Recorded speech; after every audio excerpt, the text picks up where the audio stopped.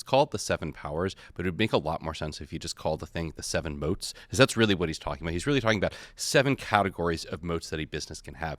And it's true that the examples are out of date, but I think the framework is actually pretty timeless. Like, it turns out there's just only so many kinds of moats that a business can have, and they don't really change. And so, like, even though the specific like versions of these moats are different in the AI agent world, like, the categories haven't changed. Thankfully, we live in a world where there's markets, and there's free markets where there's lots and lots of competition.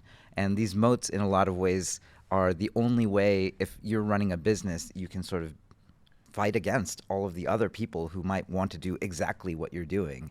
And famously, Peter Thiel talks about competition is for losers. Yes. And so the profound view there is that given infinite competition, what is going to prevent you from being basically subject to infinite competition? And then as a result, your margins, how much you can actually profit off of what you're selling, goes down to zero. And what that means is, like, actually your business will die. And so, having a moat is relatively existential eventually. Do you want to talk about like how like early stage founders should think about moats?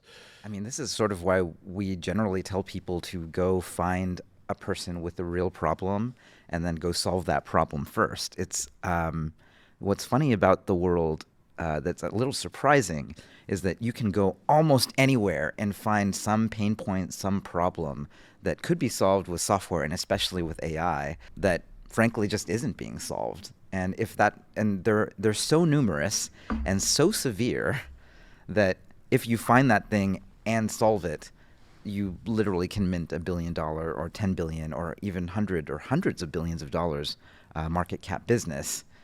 And it's just lying in plain sight. And I think Varun from Windsurf, who we hosted some time ago, he said it himself. The early stages at the beginning, the only moat that startups have is really just speed.